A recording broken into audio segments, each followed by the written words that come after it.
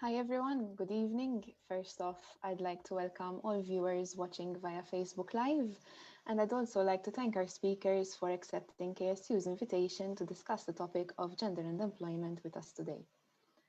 My name is Erika Spiteri-Bailey. I'm a third-year electrical and electronic engineering student at the University of Malta. I believe that the correct information and education will lead more women to enter STEM fields. I will be moderating today's panel discussion. The aim of this evening's event is to discuss the interplay between gender and employment, focusing on three main issues: the gender wage gap, discrimination at recruitment, and discrimination at the workplace. These topics will be discussed from both a legal perspective and a corporate or human resources perspective. I would like to add that all speakers are free to answer the questions they are comfortable with, and they are free to agree and disagree with each other. This evening's panelists are Dr. Matthew Brinkat, a partner at Ganado Advocates.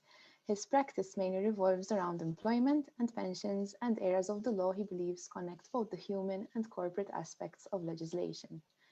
Dr. Rosalind Borch-Knight is a lawyer who also specializes in employment law. Dr. Borch-Knight has contributed to a number of European publications focusing on various topics, amongst others on gender issues. She is also the co-author of the book GDPR for HR Professionals. Claudine Attard is a senior manager within PwC's management consulting practice with over 20 years of experience. Since joining PwC in 2005, she has advised clients in different sectors and areas such as workforce strategy, organizational design, change management, talent management, and performance improvement, amongst others. And last but not least, we have Dr. Rebecca Mikallef. She is the HR Assistant Manager at AMSM. She graduated from the University of Malta in 2017 and was an avid student activist, forming part of ELSA Malta, ESN Malta, and KSU. Lastly, I would like to note that this project is being co-funded by the European Union in the frame of the European Parliament's grant programme in the field of communication. Unless any of the speakers have anything to add, we may begin with the questions. Okay, so the first question is, in your opinion, how common is gender discrimination in the Maltese workforce? Okay, so shall I start, Erika? Yes, if you want to go ahead, feel free to do so. Okay, I think gender discrimination, first of all, does actually happen. Okay, the fact that we maybe don't have the most cases about it, for example, the most common cases are more cases dealing with unfair dismissal. But the fact that it is not maybe as common as unfair dismissal, it does not mean it is non-existent. So gender discrimination at the workplace still happens. It happens from the stage of advertising a job vacancy through to recruitment, even throughout the employment relationship. And I believe that if I had, I cannot quantify, but I still believe that it is common. It does happen. And obviously, it is very important that we do not believe that it is not existent, because sometimes if something is not reported, or if, for example, gender discrimination cases do not make it all the way to tribunal, we believe that it's not existent, that everything is okay. But that is not the truth. I think Matthew and even my colleagues here on this panel would probably confirm that it does actually still happen even in 2021. Good evening, everybody. I would tend to agree with Rosalind 100%. I would just tend to add that I think when it comes to discrimination generally, but particularly also with gender discrimination, there are, I think, two main problems out there. The first one is that there's a bigger of a mismatch between what people think is discrimination and then what is legally possible to enforce as discrimination, and they are two different things. The law is a bit limited, and I don't want to get into detail right now, but effectively, you need to have a proper legal remedy. Not just in your head, you think that you are discriminated. Also, there's also a legal difference. What is the difference between you think you'll be treated unfairly versus you have a legal right to basically proceed because you actually have been discriminated. They are two different things. And this is where I think there's a bit of a mess, because people come to us telling us, but I've been discriminated. And we're like, no, that's not discrimination. It's just that it's not fair, or it's not exactly ideal, which is not discrimination. That's number one. If you want, actually, we can discuss this, even later on. The second one is, I think that the remedy that people have, which is to go out publicly and to claim in a public forum that they have been discriminated, is not ideal. I mean, and this stops, as Rosalind said, a lot of cases, genuine ones, from coming forward. And then what happens is that you're either going to find somebody who is naturally aggrieved, vociferous, and perhaps has a case against a government entity where there isn't that person relationship. So that's maybe somebody feels a bit more sort of comfortable. Or you get somebody who has been so hurt and so aggrieved by the issue that then you actually take the step of actually going to court. But let's face it, Ross, I mean, everybody, going to court on a case of gender discrimination means you're putting yourself, your persona, on a case which is public, and it's not easy to be scrutinized, the whole issue to be publicized. And I think that besides other things, and even the EU needs to begin to realize that these things are much better tackled in, for example, private arbitration. I don't know if you agree, Ross, but it will make sure that people come forward much more. And also, I think we have to understand that it's not only the case that people don't come forward, but it's also the element of many employers who are faced with such claims would prefer to settle out of court, because they wouldn't want to have a reputational issue in terms of gender discrimination.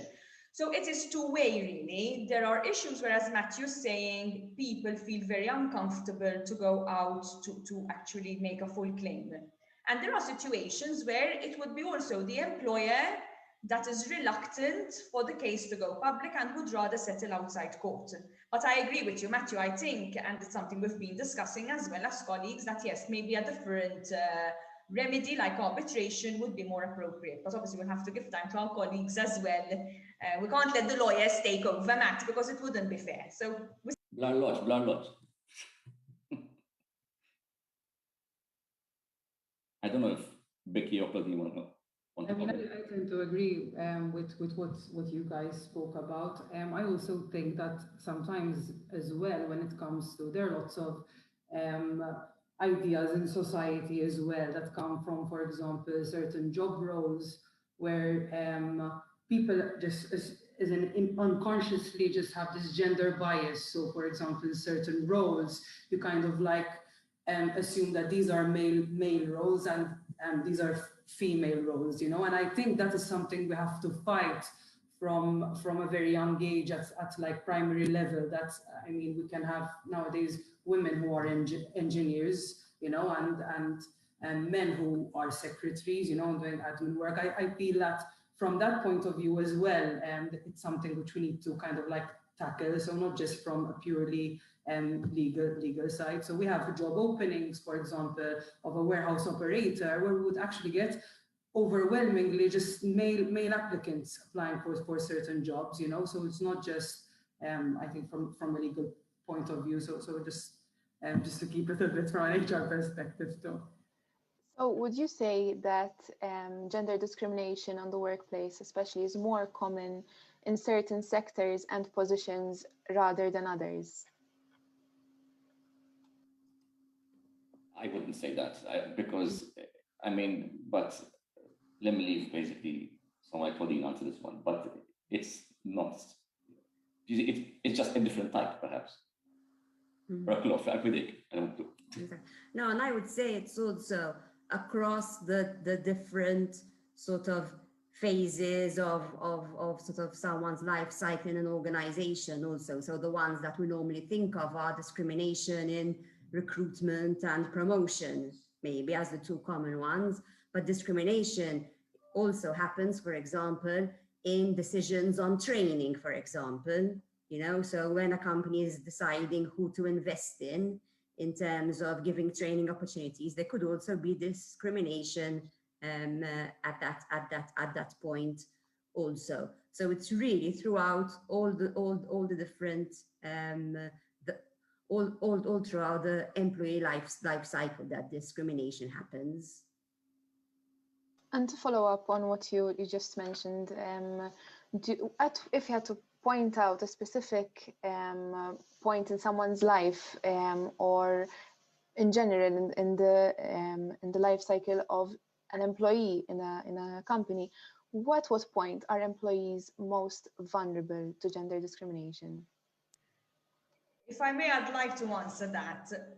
From my experience, I think at the moment a woman gets pregnant, I really believe that the moment, and I think there's a distinction between a woman and a mother, in the sense that once you become pregnant and or even maybe later when you actually have the child, what I see from my work experience is that is where I feel that most claims happen.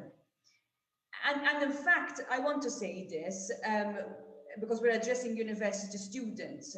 When you're at university, I was at university, those were the days, I wouldn't have really stopped to think about gender and discrimination, because especially even in our course, I think we're more females than males. But I think once you hit the workplace, I started to really see it. My first job, for example, I was surrounded by men. I was the only female. Then when again, I was self-employed when I became a mother, but even though I was self-employed, I felt that fear that the moment my clients will find out I'm pregnant, and in fact, a lot of them didn't even know. And I literally went back to work the next day. I felt so much pressure, and to be fair, it wasn't their fault. They all kept on supporting me, but it was a psychological thing for me as well. Now, if you are an employee and most of the phone calls come there, the moment they say they are pregnant, somehow issues start to arise. And a lot of them also arise the moment the maternity leave comes to an end. That, for example, the employee is willing, and by law, they should be given the same position, if not possible, something similar to that position. There as well, we see a lot of issues. In fact, it's common that at that point of the employment relationship, there's a termination agreement for the parties to part ways. I don't know if my colleagues feel the same way, but I feel I see it a lot. I would say I agree with you. However, I think it starts in some cases even from before that and based on perception. So if sometimes when companies are interviewing two people, a male and a female of the same age, maybe, in their early 30s, and both have a wedding ring. Okay, so the perception is okay, the man is a responsible person, he's going to be committed because he is married. But the woman, okay, this is a risk for us because they are in sort of their childbearing years now, and if we're going to recruit them, then probably a bit afterwards they are going to ask us to go on maternity leave. So it starts even before it actually happens, all based on perception. Beth, you want to add something since you employ a lot of people? It was exactly what I was going to refer to before Claudine mentioned it, actually, that at recruitment stage, the minute you're a young woman, child in the childbearing years, it's always a bit, as in even unconsciously, I think, so yes, it puts women in a vulnerable position. And I think interestingly, the equality bill, which is being discussed at Parliament right now, I was reading up on it today, it does mention, one of the clauses is that now that if it goes through, obviously, it will allow for a job applicant who is rejected the right to request from the employer information in writing regarding the criteria upon which a successful candidate was chosen. So I'm guessing that might have probably in line with what we've been discussing now. But I would also add I saw a difference since there was the introduction of the Maternity Fund. So basically, for the followers to understand, the moment maternity leave is generically paid on full pay, all right? 14 weeks on full pay and 4 weeks the social security. But anyway, generally full pay, so I keep it simple. The employer can claim back the money of the maternity leave. So when the woman is out on maternity leave, they keep paying her. The money the employer pays can be refunded through the maternity fund. So in reality, there isn't an actual cost. Yes, there is the headache of replacing and finding a substitute, which could put off people, but a lot of the putting off was because of the fact that they had to pay maternity leave. So I think that has improved a little bit in terms of, I agree with Claudine, the perception of should we employ a woman of childbearing age? I think there we saw a bit of an improvement. I don't know, Matt, if you felt the same when we got the maternity fund.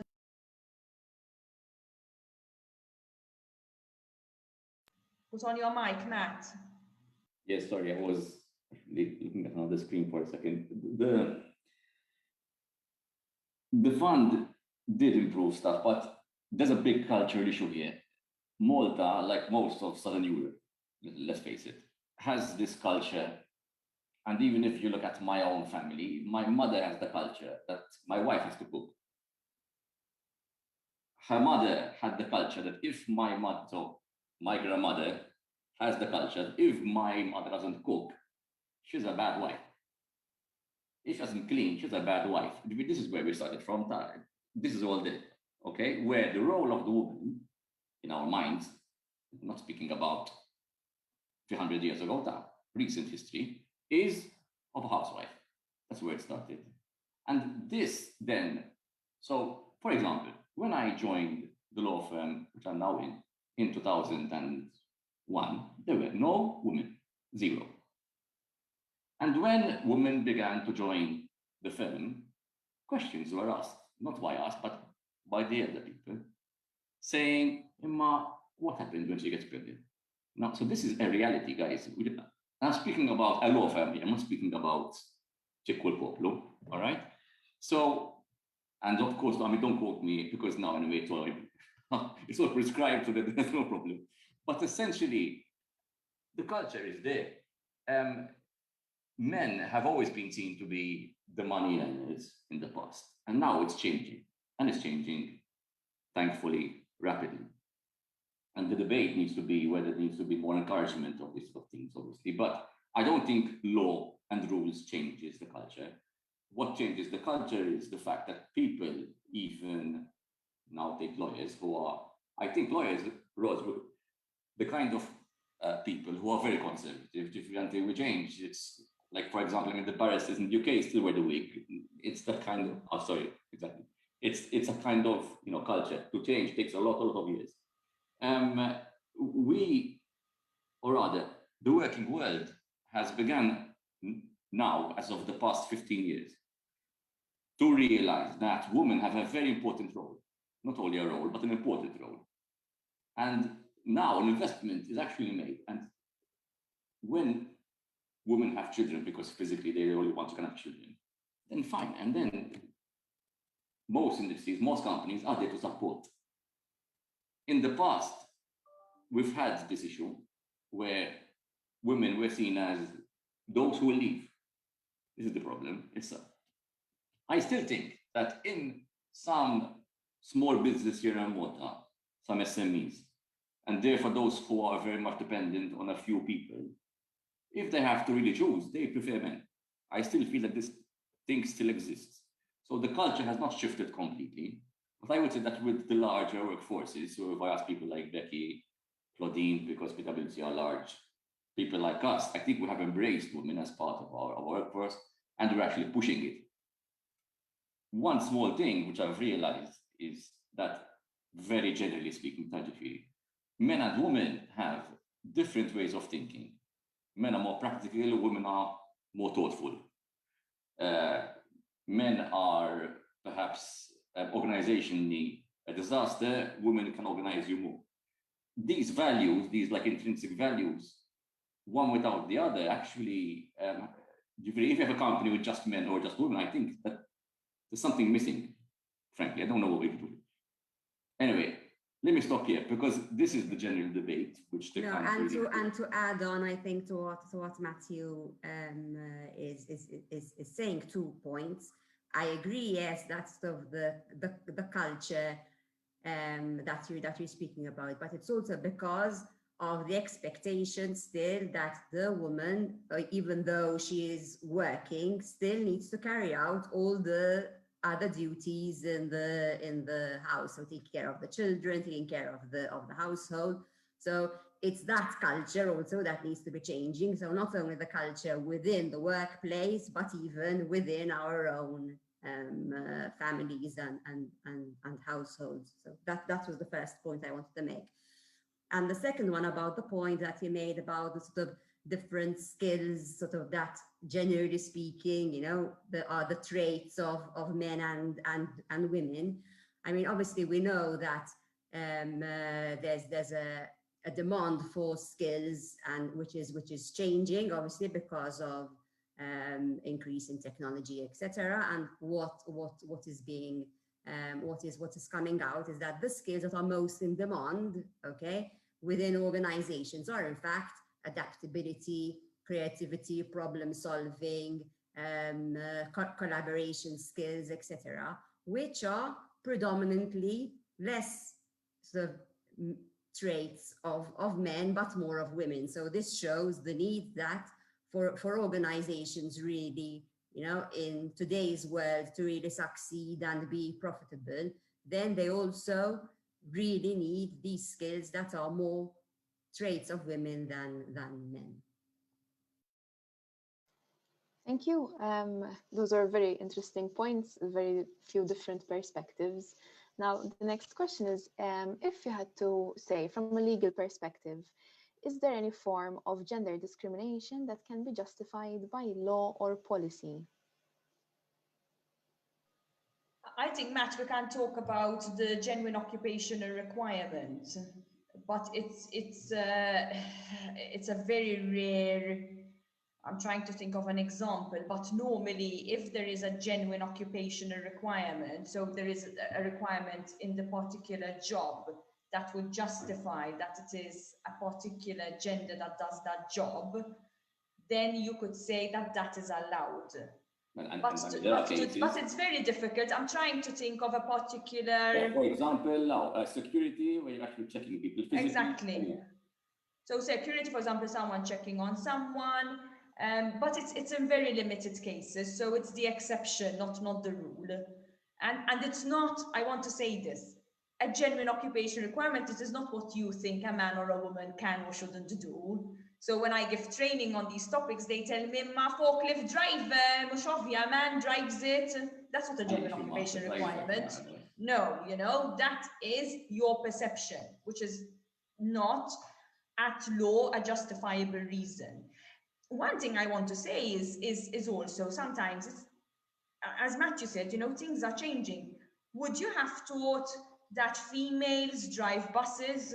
When I was growing up, there was no woman driving a bus. Today, it's normal. When I was growing up, there was no woman driving a taxi. Today, you often get a female taxi driver, you know? So it goes to show that once we get used to and society embraces, okay, female participation, then we're good to go. And there are studies which show that when you have females contributing as well as males, the collective intelligence increases.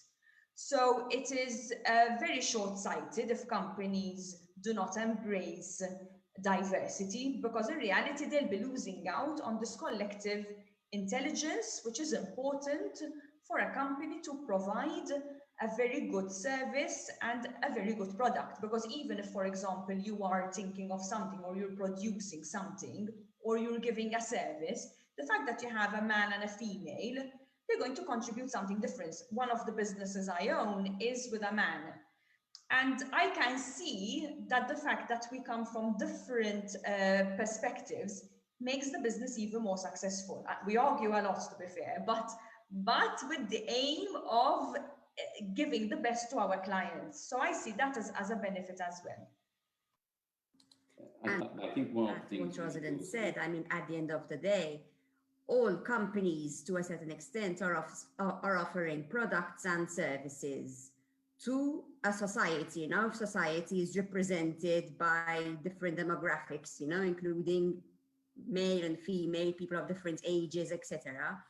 Its composition also needs to reflect the society in which it operates for it to be a successful organization, So this all sort of points to the fact that this is something that is not sort of something good to do anymore, sort of a social thing to do, but something which the organization itself needs for its own survival and sustainability and profitability at the end of the day. I don't know what Becky thinks about this point, but essentially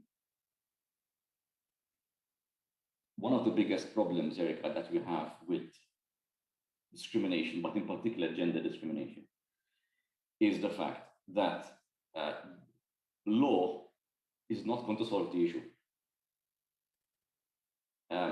When we say that people should there be laws about gender discrimination, yes, because why should you discriminate on the basis of gender? But it's a cultural issue. It's not a legal issue. This is like, for example, on a very parallel, quickly, I'm not going to go into that whole subject, but there's a whole discussion now about the famous right to disconnect. It's one of those topics where you can't legislate, because you can't have a rule. If you have a rule, people will basically go around it. So, but can there be a proper cultural change? And this is why I keep on pushing it back to culture. I'm not going to keep on sort of saying what the rules are, because as Rodin said, there are rules, things like, for example, the general occupation requirement, there's direct discrimination, there's loads of rules. But essentially, if the employer has the culture that everything come what may, men are more important, women are lesser beings, and then that is the problem. It's not about the actual subsequent actions. The actions are just a reflection of the culture. And I don't know whether you want to discuss now or it's later, the European, because this was a bit of a European thing, move way back in the 90s, not now, of what we call positive discrimination. It's really pushing people and saying, if I have a board of 5 people, 3 need to be women, for example. And this is something which even now we're discussing it, obviously for Parliament. It's a bit of a turning point, and I think that at least it starts for me, and then I let basically people speak. It all resolves the issue temporarily, but there needs to be more of a skill set growth, rather than, if you tell me all women have to go to university or all women need to be properly educated in order to compete properly mentally with men, I'm like, okay, meshi. But if you tell me all women, or rather the people who have to run the country have to be 60% women, I'm like, so there's this issue. And what's up, let me stop here. I mean, I think with positive discrimination, Matt, though, is that you mentioned if it's temporary or not. I feel like that with positive discrimination, same with, for example, gender quotas in the boardroom, they're meant to be, in my mind, temporary solutions until we kind of reach equality. So I don't feel that, hopefully, once there obviously generations go by, there will be no need for positive discrimination, because the culture would have shifted, which is why I also agree with you when you say this is not just a legal problem, it's more of a cultural shift. So at the moment, we're not there yet. At the moment, men are still seen as the breadwinner, and the woman is taking on the care responsibilities, be it if they have young children or even taking care of elderly parents. That usually also falls upon women generally. So I feel it's with positive discrimination when it comes to protecting women in this case. It's a temporary measure until we kind of achieve equality, so to speak. So that's the way I see it. And I think that's the intention when we speak about positive discrimination. But the point is, and Rose, don't talk. You know what I'm going to say, probably. No, Rose, don't talk, because obviously, because of your affiliations. But essentially, what I was going to say is that the problem back with this issue is the moment that you are telling someone you have a position, whatever it is, because of a reason, and I give you a bit of a parallel. In South Africa, after the apartheid, they decided that on each and every company board, you needed to have a person of color. Not even color, they actually call them black because they have different shades, so we can go there. But essentially, it didn't work. These people used to just sit on the board meetings, say nothing, and they knew they were there simply because they were black. And this is the problem. You can put females in these positions just to be there, and then you put females, and then you put people who have different sexual orientations, and then you get all the LGBTQIQs, and effectively you're going to end up in a situation where if you're male and you're heterosexual, you're the last one on the list. It's that being said, you see, this is just not the way the system should work. It's not the way the system should work. It's tightly open the gate. Yes, I understand you open the gate, but it's a very difficult debate. And with the moment that you get a person who is, for example, forget Parliament for a second, because it's a hot topic. Let's say we say that we have a board. Say, for example, the board of the NCP at the moment, which basically has a rule which says that the majority need to be female.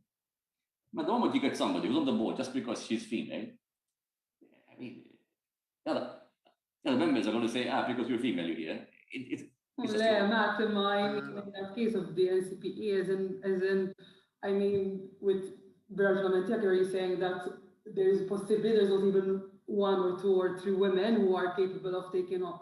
Yeah, but look at the NCP as a very good reason, all right? Isn't that discrimination against men is tiny? Bil-force, you have to have the majority of women. No, because men are not in a position of inequality. Okay, between being equal or not, frankly, the way I see it, there are situations where women have had a historical disadvantage. Equality is just not on the books because we're not equal, we're not the same. Physically, we're not the same. Mentally, we're not the same. All right, but the truth is that yes, I think that women have had, I would say, quite a heavy historical advantage which needs to be remedied. Yes, including. Wait, Matt, I think one of the first, I think some comments. First of all, we are different, and we need to acknowledge that we are different. The moment we start saying we're the same, we have a problem, in my opinion, because we are different. What we need to create is equal opportunities. So to me, that concept gets very much mixed up, okay? Secondly, on the point of positive discrimination, as much as I hate it, it's a necessary evil. We have 2 options. We either sit and wait for another 100 years, which statistics clearly say that, this is not something I am inventing, or else we move rapidly, which I think is necessary. At the end of the day, just like we have, as you correctly said, history has disadvantaged women. Now it's about time that we shake the tree. Positive discrimination is not about, and this really, really annoys me when I hear comments like positive discrimination is because we're going to end up having incapable women. No, it's not the case. First of all, we have lived a lifetime of very incapable men as well. And sorry, I have to say this, I'm not generalizing, but somehow if a man is there and is incapable, it's fine, oh, miskin, he's a man. So no, for me, and I feel very strongly about it, I think we need to shake the tree. And the only way you're going to bring a shock to the system and to this culture, which you clearly identified, is by having female role models. You have to have women out there to be given the space. Okay, it is about the platform, it is about our children not only learning in school about equality, but seeing equality. Open the newspaper, watch TV, And every day, if you become super aware of it, and I am super aware of it, you see that females are barely existent.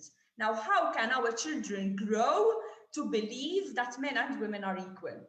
So I believe, I agree with Becky, it is a temporary solution. We shake the tree. I'm not going to go into the political debate because I discussed that with KSU last week, but just one thing on the political debate, there's the power of incumbency. So the fact that 75% gets re-elected, if you have men, 75% of men are going to keep getting re-elected. So either we're going to take the gender debate seriously and get educated on the topic, not we start saying things like Ash incapable, Ash is all the other, or else we're never going to get there. Matt, you have 2 little girls, you know, and you know how much I love them. And I'm sure you want your girls to have an equal opportunity and not wait for 100 years. If you wait for 100 years, even your girls will not see equality in their lifetime. Sorry, I'm very passionate. Claudine, I don't know if you want to say something on this. Next question is Pamela. Inti bdejta, sorry, you started the discussion. I wasn't going to go there. Mela, let's move on a bit from this subject. Do you think there are certain corporate obstacles that hinder women from fulfilling their full potential at the workplace? And if so, what corporate strategies should be in place to prevent this? Okay, so there's a lot to speak about on this one. I would say in terms of obstacles, obviously one of them is, obviously this depends on organizations, okay, so we're generally speaking here, but it's the lack of flexibility. And I think when you speak about flexibility, it's both in terms of hours of work, it's also where you are working from. Okay, obviously, as we've been saying, women are disadvantaged because they also have caring responsibilities if they have children or maybe parents to take care of, etc. Because it's normally always the woman that has to do it. Okay, I think one thing that COVID has shown us, if there's one thing that has come good out of it, is that when flexibility is offered, as for example through remote working, okay, it's not possible for all kind of jobs. So I think this is something that we need to take into consideration. But it is possible for most jobs.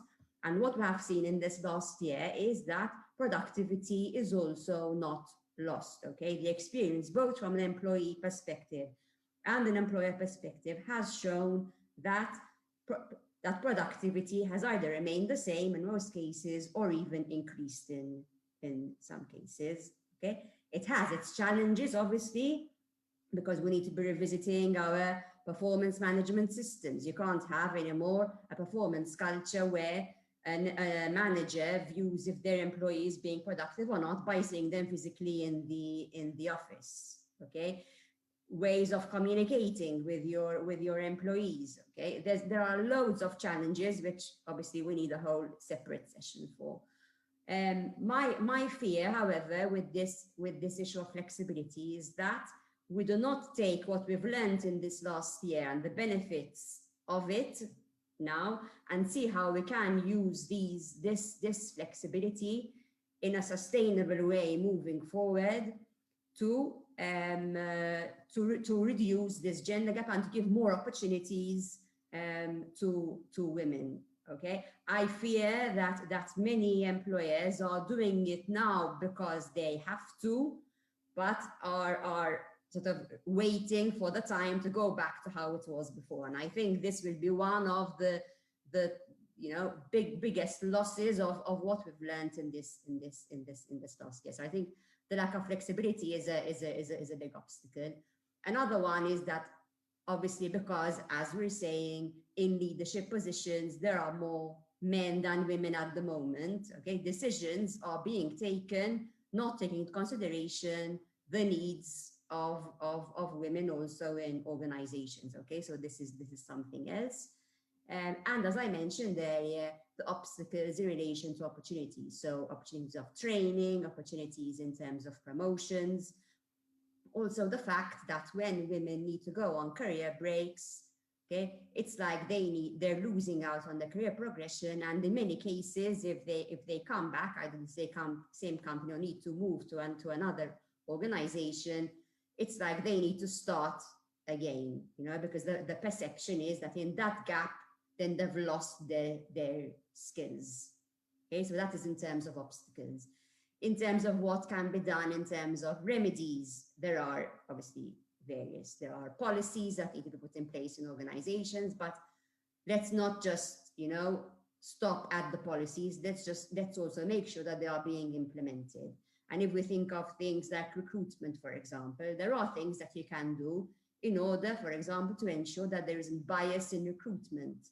Now, some organizations are even using technology, for example, to ensure that in applications, okay, those who are doing the first selection of applications are not able to see the gender, age, and the name of the individual. Okay, so there are things that training interview panels to ensure that they, are aware of questions they shouldn't be asking, or how not to be biased. Okay, so it's really ensuring that our processes in organizations are really ensuring that we don't have this discrimination against women. There's obviously the equal pay for equal work and work of equal value, which obviously we can again speak about in more detail. And there are then even simple things like ensuring your job descriptions, for example, are free of bias. I mean, this is something that you would think is simple, but sometimes even the words that we use, that could sort of have certain connotations with a male person applying for that role or a female. Even when it comes to workforce planning, for example, organizations need to be thinking of, okay, if we're going to be setting certain targets, then where are we going to be getting the employees that we want from? Should we be targeting different sources for our talent? And what we are seeing more and more is even people applying for roles. So, for example, even when we are supporting our clients in recruitment, we are seeing more and more people, especially of the younger age. Okay, so obviously even the participants of today's event are asking questions about things like flexibility, like equality in the organization. Okay, so these are all things that are going to help to change the culture, because I think fundamentally the remedy in all this is changing cultures of organizations. Becky, would you like to add something, or? I think Louise said it's pretty much summarized.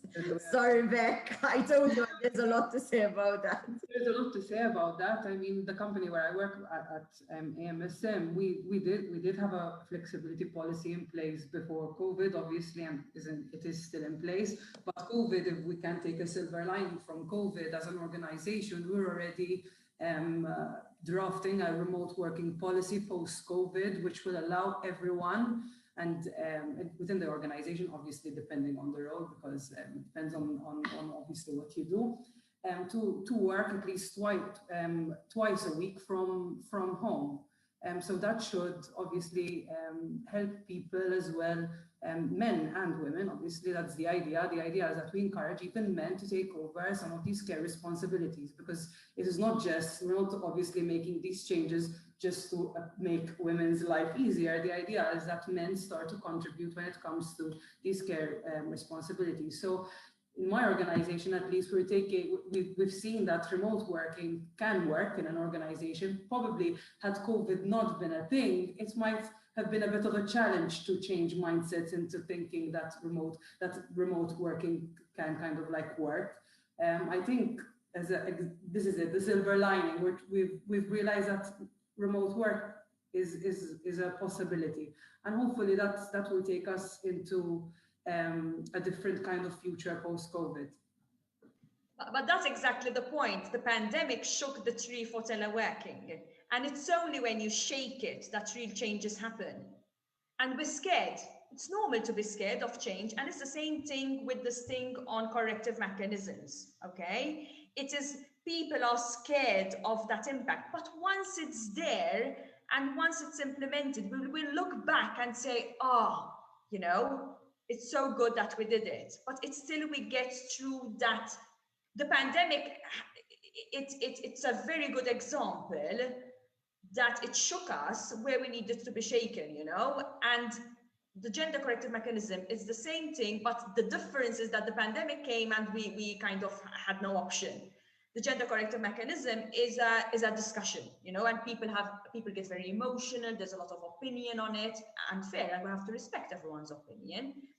But again, it will show us that, as Claudine is saying, and as you're saying, Becky and Matthew saying, if the root is the culture, you have to do something to change that culture. I still believe that the laws are important because, again, laws, if enforced well, okay, could also be a push to bringing the changes that we need. But it cannot be laws standing alone. It's laws plus culture, plus a lot of measures which need to be put in place. And I think organizations, Chloe, I agree with you. I have this fear as well that once COVID passes, there are some who are really embracing it. And I think, Matt, you can see as well from clients embracing this teleworking concept, but not everyone. And there are some who still kind of want to, you know, go back to the 9-to-5 office environment. But I think we need to ride on this, and we need to get companies, you know, to talk about what they're doing. So then they encourage other companies to actually go for it. And at least, you know, as Becky's saying, I think the hybrid is going to be the best solution. You know, I don't think it's a matter of working from home every day, because then there are also the mental health issues. There are the issues of teams coming together, there's the issues of interaction. There are various aspects in an organization which we have to look at. So perhaps a flexible working hybrid solution is something we really need to explore. And I think we should all commit ourselves to help organizations reach that, because it's for the benefit of society, as well as for the benefit of employees. And another thing, I really liked what you said, Becky, as well, about, you know, that it's also for the men, you know, because we talk about women a lot. And thank you, Matthew, for describing a bad wife. I fall exactly under that category because I don't cook and I don't clean. So thank you very much. But I think it's also about men, you know, and if I'm sure that both males and females are following us today, you know, it's also for the males to contribute to the caring responsibility. You know, my husband, if it weren't for him, and we argue as well, and he bugs me a lot as well, but that's on the side. But he is a really good example, and Matthew can vouch for him because he knows him. He's a very good example of a hands-on parent, you know. He baths my son, he cooks for him, he picks him up, he really, really looks after him. Obviously, I do my part as well. But if it weren't for him, I definitely wouldn't have achieved and being able to do all the things that I do in my life. So for the ladies watching us, choose your man very well. That's going to be my tip of today's presentation. Matt is probably going to kill me soon. I actually really agree with all that you mentioned, especially the argument regarding hybrid and a flexible working environment, even at a university level. Actually, I truly believe that it could be a way forward for education as well. And to continue on a point that you raised, Claudine, how real is the gender wage gap in Malta? Hey, Claudie, don't look at me. I start off. So yes, it is real. I mean, if we look at statistics, okay, it's estimated to be at about 12% in Malta, and I believe in the EU it's about 14%. So it's just a little bit lower from the EU, and obviously it differs also by age, by certain sectors also. So yes, it is real. Probably it is even higher in terms of, if you have to look at it, you know, organizational by organization. Okay, obviously in Malta, Matthew and Rosalind maybe can speak a bit more about this. There isn't the legal obligation yet to publish this information in terms of transparency as other countries are doing. So yes, it is a reality. So if I may, on this issue of publishing, I don't even want to go there because it's just for statisticians to basically have numbers and then start to examine the numbers. It's just a number game. So forget that for a second. The thing that is real is that when it comes to salaries and incomes and even projections, the thoughts that pass through every CEO's head, not a man, every CEO's head, which is, but this person wasn't here for 6 months, she was taking care of her child, so why should I basically give the same performance evaluation or income or even career growth to somebody who was here versus somebody who wasn't here? Okay, that needs to change, because a lot of the gender pay gap comes from two things. One, I recruit someone and I feel that this person is a female, she will eventually have children, so I pay her less. This was the mentality in the past, and it still is there in a lot of companies, which is wrong and it's illegal, by the way, but it's there. And then secondly, there's the issue of the person's out of maternity, parental, which by the way can be taken by both parents. That's again another issue. But the mentality is you get somebody who, for a time, because the physical issue is what it is, right, leaves the workplace. So you can be a superwoman like Rosalind and basically come in the next day with drip knees, problema. But essentially, the truth is that there is an absence. And a lot of companies, as of recent, would tend to say, if I have somebody who has been absent, there's somebody who has been producing, why should I give them the same? Why should they basically move up the same, if you know what I'm saying? And I think that needs to be tackled as one of the main issues, because if that is tackled and if employers begin to realize that is actually illegal and you are discriminating against somebody because that person has just had a child, which is always equivalent to being a female, that is the issue. We need to start off by thinking that bearing children is a right. It's something which we need to encourage, because let's face it, I mean, if you look at the actual birth rates, they're actually going down, right? And it's something which companies need to treat as a necessity, not as a problem. And that is one of the big issues, I think. If that basically stops, and then, generally speaking, we'll be in a better position in relation to the gap. This is the way I see it now from my small, not macro, but very, internal ways of thinking. On the macroeconomics, I'm not going to comment because, frankly, I'm just not knowledgeable enough to actually say that's up to you. I mean, you guys are better than me on these things. I don't know, Beck, for example. I mean, you guys. I mean, you see this as a problem. I mean, the biggest issue I find with the gender wage gap is related to transparency. So in the public sector, obviously, you would have access to, it's like graded according to whatever your role is. Whereas in the private sector, it's not so transparent usually. So there's more subjectivity tied to it. It's obviously, it depends on what your role is, because for instance, if you're tied with a collective agreement, then everything is very public. So we have a warehouse operator would earn so much on the increments that you would get each year. In the professional side, that's a different story. Usually these figures aren't really disclosed. So that's when you can have a situation where one person earns X and the other one earns X plus 2, for instance. So I think the problem is maybe this lack of transparency in the private sector, which contributes as well to the gender wage gap. It also might depend on how good you are at negotiating a salary at recruitment stage. I feel like women usually tend to hold a bit back when it comes to demanding, like I had read, I think, research about even with recruitment agencies, women are a bit more conservative when it comes to what they believe their value is, when it comes to getting a particular wage, whereas men, I mean, I don't want to generalize, but I did come across some research about this, are more tend to be a bit more lenient when it comes to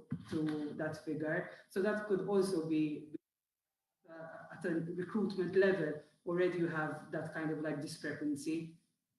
So that's kind of like what I read something similar on those lines, Beck, as well, that there is a tendency that even if, for example, there's a vacancy with 10 things listed, the guy will say he can do actually 20, not 10, and the woman will say actually can do 5.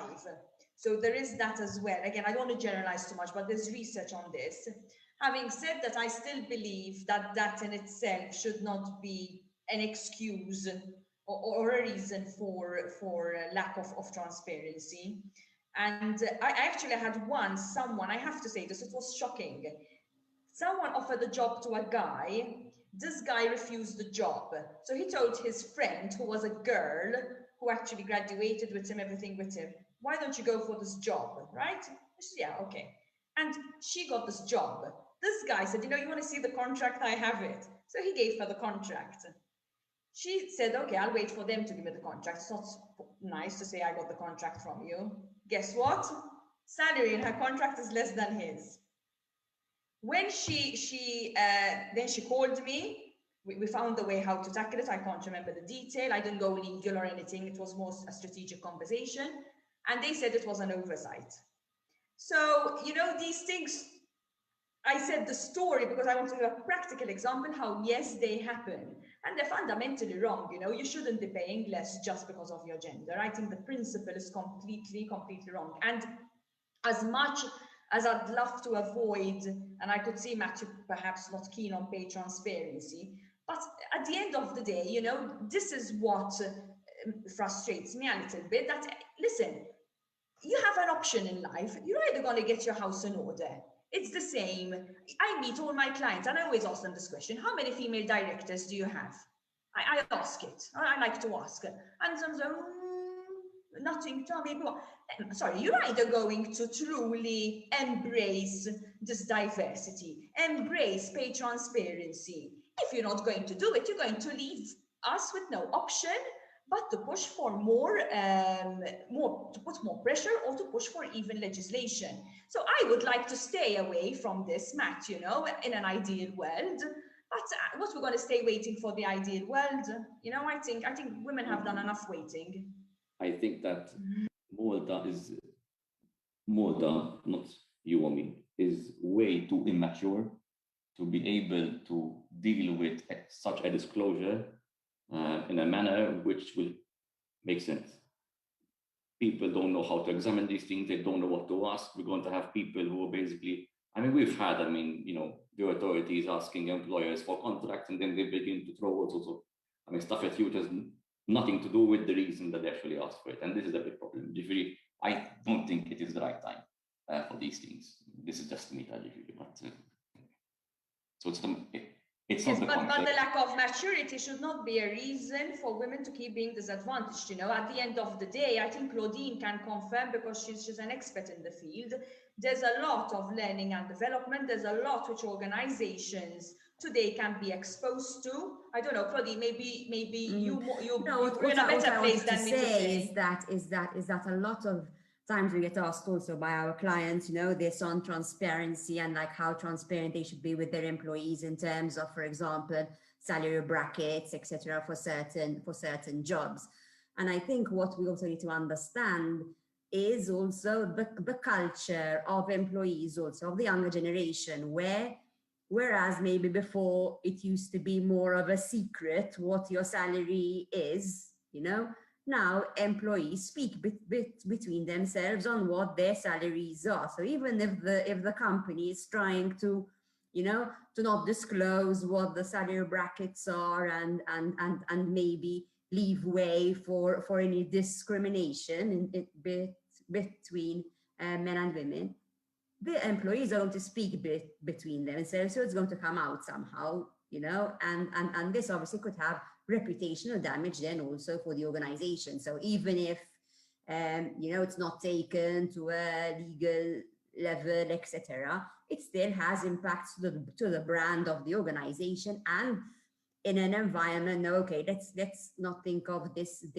period that we're in, but in an employee market as is Malta, because even though what we're going through at the moment because of COVID, for certain skills and most jobs, there is still sort of more demand than supply. So all these things now are being taken into consideration when candidates are deciding also whether to accept an offer from an organization or not. So when the decision of whether they join an organization or not nowadays is even being taken in terms of issues of equality and the brand and image that organization has. And it's a good thing to do. So, I encourage especially, students to start looking more at these things, when they are looking at a potential future employer, because this is how at the end of the day we are going to change the culture. So, what are the main reasons behind men typically holding leadership roles as opposed to women?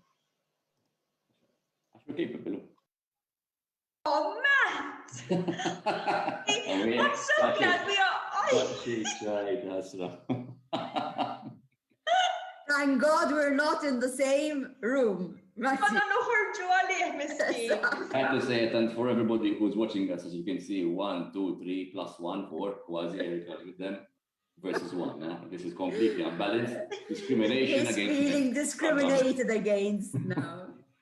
Pero, I think, Erica, we've touched upon, the reason why it's all the same, what we were saying before, which is completely different. I think what Claudine was saying in terms of what women need is the same things, what keeps women away from leadership positions. I think, like exactly. Claude, you were mentioning the flexibility.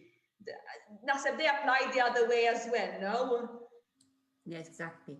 And what has been found is that also the biggest gap is in the first level of management. So when there is the promotion sort of from being a junior within an organization to the first level of management, that is where the first discrimination sort of happens in some cases, and then obviously this goes on for the rest of the lifetime of that employee in an organization. I think it's this lack of leadership is coming from, first of all, a perception of the inability of women to commit so much to leadership positions. I think it's coming from that. Also, the perception that the career ambition is a male characteristic, and obviously this is something that, especially with the younger generation, the millennials and the Generation Zs that we're seeing are making up 50% of the workforce. They are an ambitious sort of even the female. So this is something that is set to change. And I think it's a bit also on what I think Rosalind mentioned it before, that women sometimes have this lack of ambition, because they believe that they might not be able to reach of these new heights and be in the leadership position, and also because of the career breaks that we've been mentioning, and therefore they are not given opportunities to be in leadership positions. And apart from all that you mentioned, do you think that Maltese employers have added prejudices towards minority groups, both at recruitment and within the workplace? Let me tackle this one, if you don't mind, Erica. Not Maltese employers, the Maltese, because the employers are obviously a reflection of the Maltese, are per natura a very protective nation. Let's not forget that we've been attacked by everybody. If you just starting from the look at history, basically everybody came, smashed the place, and then left. We're basically now in a situation where historically, if you had to tell my parents or my wife's parents that one of us, so that my brother, for example, is going out with a colored woman, you'll have problems. Is going out with somebody from North Africa, you'll have problems. So these prejudices obviously exist. If you explain me, are you going to translate this into the men versus women thing? I think that there still is a bit of a mindset here. And at recruitment stage, that affects. So if you get a North African woman, you have a double whammy, if you know what I'm saying. But again, this is not only in Malta. If you go to Italy, they look at somebody from Romania as somebody who is the invader. If you go to, other countries like France, they have issues with their neighboring countries. They have issues with the Turks. So it's everywhere we have these issues. But in Malta, we have a reality. Let's not say that there is no reality. There is this reality. Yes. If you get your standard white female who is not, even the very fact, you guys have probably been through it. When we were growing up, there was the culture that if you had a relationship with a foreigner, whoa. And that is being translated today. It's almost the contrary. If you're Maltese, if, for example, a gaming company opens its recruitment, it's the majority is basically non-Maltese. What I'm trying to say is that the cultural prejudice does translate into recruitment. It's something which is up here. It's almost subconscious. Even if we have as Claudine said, the boxes, the processes, the cancellation of the CV. The moment the person comes in front of us, boom, we're shocked. It's there. And this will take time for us to stop. I think there's a massive improvement, mind you. But it's one of those things. It's not a switch. What do you think? Because I think yes, I agree. But listen, even in places like the UK, because I've lived and I still practice in England as a solicitor, you think England, of course it happens. And when I was personally looking for a job as a lawyer in the UK, there are a lot of tears, because I couldn't get in. And I got where's Malta? Where is Malta? North Africa? I wouldn't. How I got in I got my first lawyer job in a UK law firm because the CVs were being vetted by a French intern. There you go. And she was French. She saw my CV. She said, a European, and she looks different. Her CV is different. Let me call her in for an interview. I went to the interview, and thank God I got the job. But had it not been for that French person, had it been an English person probably looking at my CV, I would have never got my foot in the UK, okay? And I'm saying this because sometimes we look at other countries and think, but in these countries, these things don't happen. Of course they happen, even me as a UK solicitor. Till today, I just had a call of a female being discriminated against because she works part-time due to family responsibilities. I really hope I'll take on this case because I will love it. But do not think it's only in Malta. In Malta, and again, once I had done a research many years ago, and we did a research about race discrimination and sexual orientation discrimination. The race discrimination was much, much stronger in Malta than sexual orientation, for example. So people tend to be more comfortable and have accepted more, the LGBTQI community, which is good, and I think it's great, but we still have a lot of issues when it comes to race. The study, I did it many years ago, but I think if we had to do the same study today, and I think a study is being conducted at the moment, I think we would have probably very similar results. I don't know what Becky and Claudine think, but I think, yes, they still exist, these prejudices. I mean, at recruitment stage, obviously, it's very easy to get away with it because, as we're saying, once you're vetting, you know, for whether you should interview or not, one can easily kind of like discard the CV based on you know, race or ethnic origin or the concept of one being a foreigner. Obviously, there are added, I like to think of them not as challenges, because inclusivity in a large corporations is actually could turn out to be a great thing, you know. So we have a lot of asylum workers, asylum seekers working in our company, and the integration, you see it, is quite amazing actually, and really great to observe. But then there are also challenges when you're looking at employing foreign workers. Obviously, you have problems such as work visas, which are, as in, lots of cumbersome paperwork to process, you know. So sometimes in a department it might be easier to just say, you know what, let's stick to easy people who already have residency in Malta, for instance, foreigners or not, you know. So there are things that make it also a challenge at recruitment stage because of this this concept of being foreign, so to speak. It's a problem with the bureaucracy back as well. That's a big issue. That's why it's not, the bureaucracy doesn't help, of course.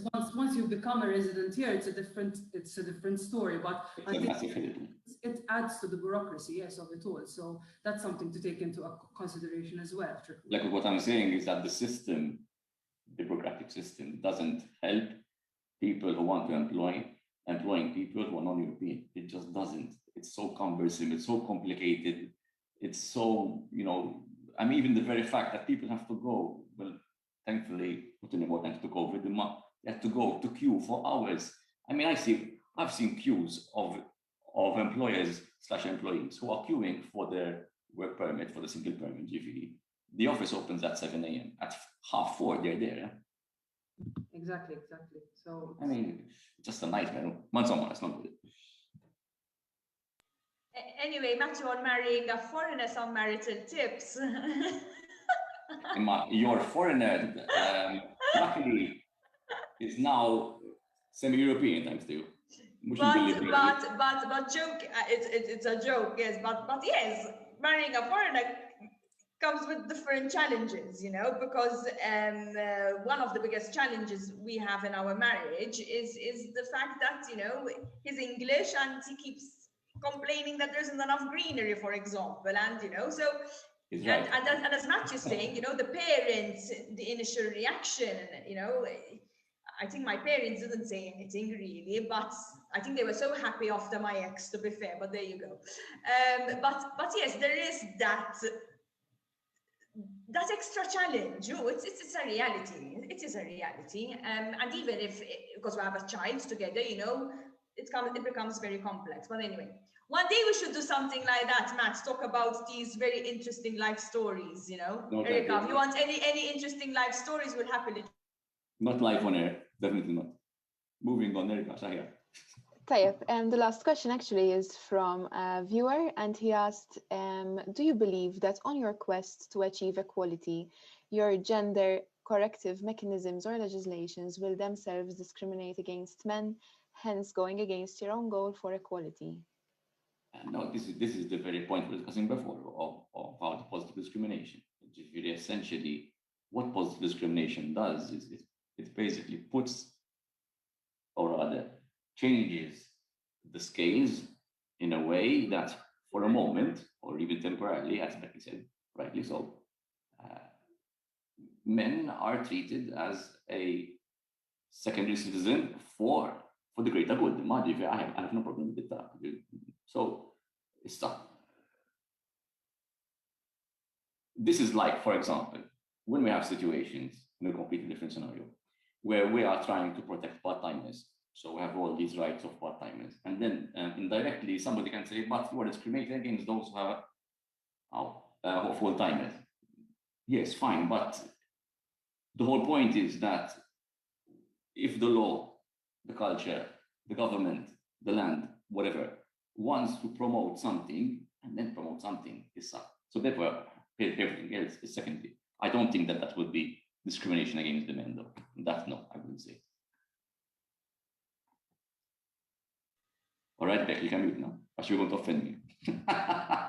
No, we will leave it on that note. Would you like to add some concluding remarks? Perhaps we can have a round starting from Becky.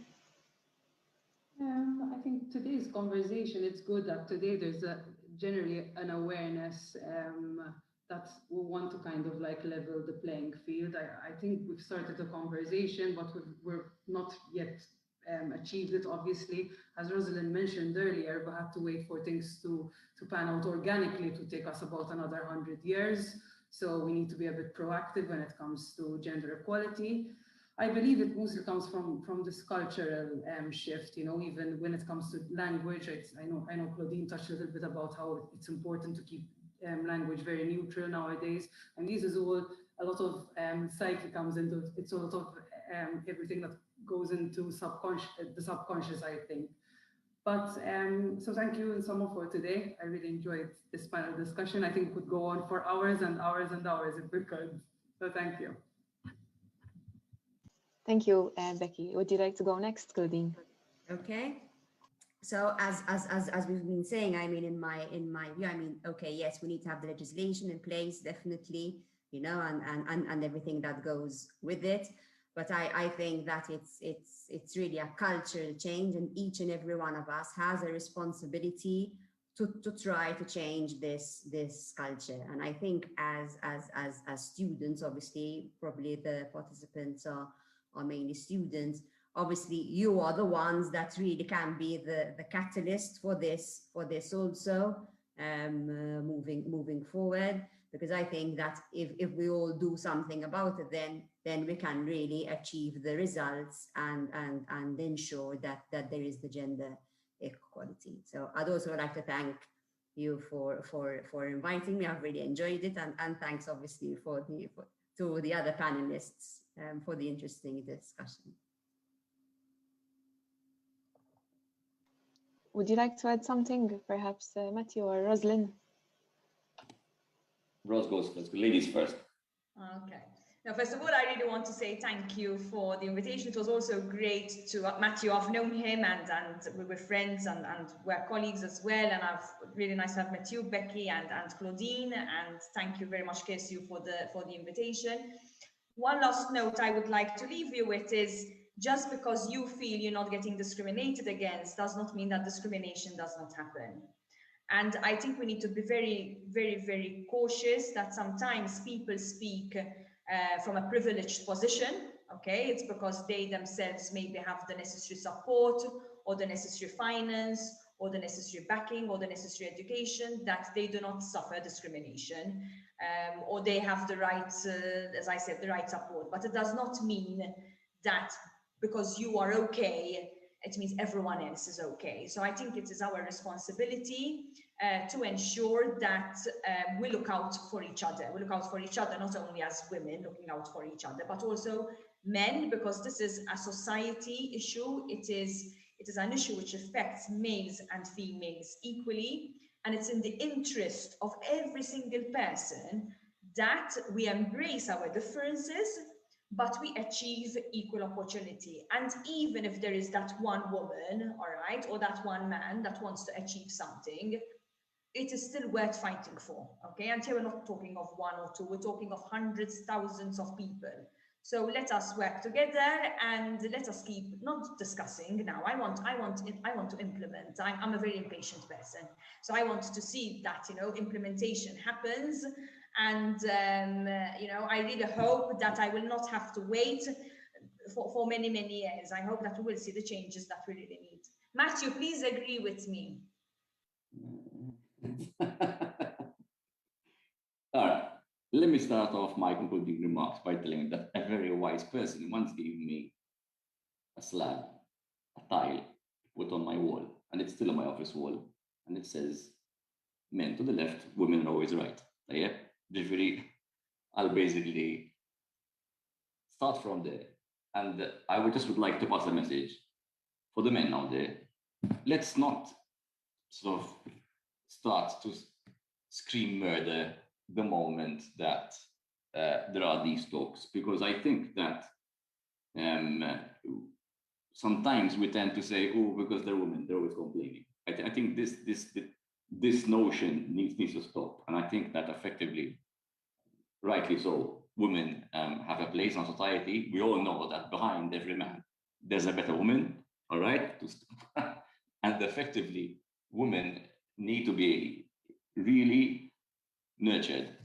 And that means, without being very patronizing, I don't want to be something like that, but that means that there needs to be equal treatment and equal opportunity. This is exactly what Roslyn is saying, and everybody. The opportunity needs to be the same, which means that we have to really remove these mentalities of because they stop, because they have children, because of this and that and that. No, it's basically not on. To me, and I'm going to be drastic, and I hope that my clients aren't hearing me because they will kill me, but effectively to me, even if a woman, or rather, the moment that women take maternity, to me, they should even get, for example, things like the overtime pay they used to get, they should get the exact same remuneration and the exact same income, and they should never be discounted in terms of promotion because they actually stopped. This is one of the things which we need to fight, and we need to say no, no, and no again. But apart from that, I think this is a slow growth. It's not something that switch. And hopefully one day we'll be in a situation where my daughters will have the opportunity, like in fact they don't, to basically progress without them having to basically cry equality. And this is I think the issue. Yeah. طيب. Thank you very much, all of you, for participating. On behalf of KSU, I would like to again thank you for attending, as well as thanking the viewers who watched our live stream today. Thank you.